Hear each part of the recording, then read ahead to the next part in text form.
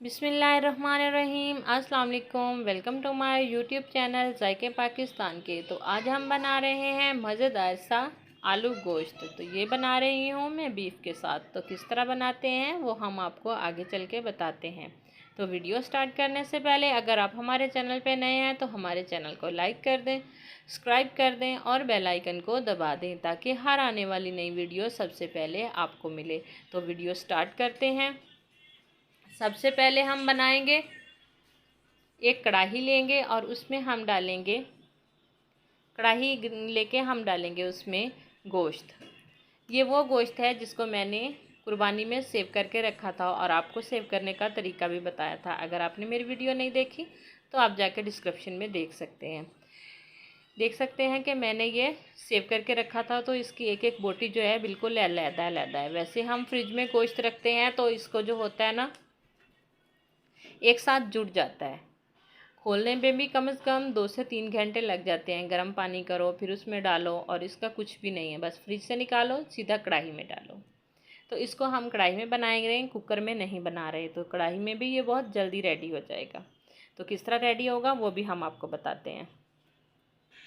साथ ही हम इसमें डालेंगे 2 टमाटर, जिसको हम काट के नहीं डालेंगे बल्कि ऐसे ही डाल देंगे। 2 टमाटर शामिल कर देंगे। साथ ही हम इसमें कटा हुआ प्याज शामिल कर देंगे, एक बड़े साइज़ का प्याज जिसको मैंने काट लिया था तो वो शामिल करेंगे। साथ ही हम इसमें शामिल करेंगे अदरक लहसुन का पेस्ट जो कि है 1 चम्मच।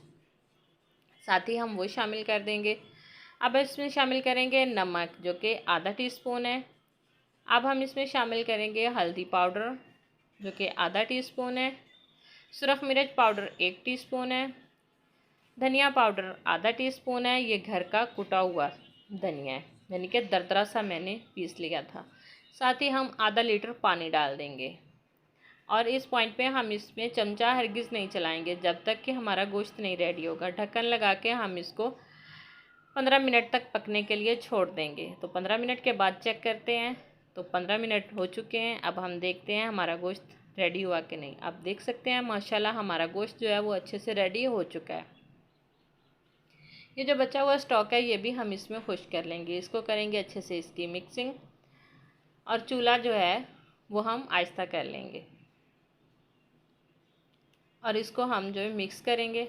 साथ ही हमने काट लिए थे, एक बड़े साइज़ का आलू था जिसको मैंने क्यूब्स में काट लिया था। साथ ही हम वो शामिल कर देंगे। आलू शामिल करके हम इसकी करेंगे अच्छे से मिक्सिंग ताकि आलू जो है वो अच्छे से इसमें मिक्स हो जाए। आलूओं को मिक्स करके हम इसको थोड़ी देर ऐसे ही छोड़ देंगे। अब हम इसकी फिर से मिक्सिंग करेंगे। साथ ही हम इसमें शामिल कर देंगे घी, जो कि आधा कप हम घी शामिल करेंगे। ज़्यादा घी हम इसमें शामिल नहीं करेंगे, बस इतना ही, आधा कप ही इसमें घी काफ़ी हो जाएगा। बस हम वो शामिल करेंगे। अब हम इसकी करेंगे अच्छे से भुनाई ताकि स्टॉक भी खुश्क हो जाए और जो आलू हैं वो भी हमारे रेडी हो जाएं और मसाला जो है वो सारा एक दूसरे के साथ मिक्स हो जाए। तो इस तरह हमारा मसाला भी घुल जाएगा और हमारे आलू जो हैं वो भी रेडी हो जाएंगे। तो हमारा जो है गोश्त आप देख सकते हैं एकदम रेडी हो चुका है। आलू भी जो हैं वो भी रेडी हो चुके हैं। अब हम इसमें डाल देंगे आधा कप पानी का। पानी डाल के हम इसको करेंगे अच्छे से मिक्सिंग। सारा मसाला जो है एक साथ मिक्स कर लेंगे। मिक्स करने के साथ ही हम इसको ढक्कन लगा के 5 मिनट तक छोड़ देंगे हल्की आंच पे। अब हम इसको ढक्कन लगा के 5 मिनट तक छोड़ देंगे। तो 5 मिनट के बाद हम चेक करते हैं। तो 5 मिनट हो चुके हैं। आप देख सकते हैं मैंने चूल्हा बंद कर दिया था। तो हमारा गोश्त जो है वो एकदम रेडी हो चुका है। आलू भी अच्छे से हो चुके हैं। अब हम इसमें शामिल कर देंगे, पहले हम इसको मिक्सिंग करेंगे, फिर हम इसमें शामिल करेंगे गरम मसाला पाउडर जो कि आधा चम्मच। तो मैंने हाथ से ही डाल दिया था। अब हम इसमें धनिया कटा हुआ शामिल करेंगे और इसको करते हैं डिश आउट। तो आप देख सकते हैं माशाल्लाह हमारा आलू गोश्त बहुत ही अच्छे से रेडी हो चुका है और बहुत अच्छा लग रहा है। अगर आप भी हमारी वीडियो को फॉलो करते हैं, स्टेप बाय स्टेप फॉलो करोगे तो ज़रूर ऐसा ही आपका गोश्त रेडी होगा। बिना कुक करके बस 15 मिनट में ही रेडी हो जाएगा। तो अगर आपको हमारी वीडियो अच्छी लगती है तो हमें कमेंट्स में ज़रूर बताया कीजिए। नई वीडियो तक हमें दीजिए इजाज़त। अल्लाह हाफिज़। अस्सलाम वालेकुम।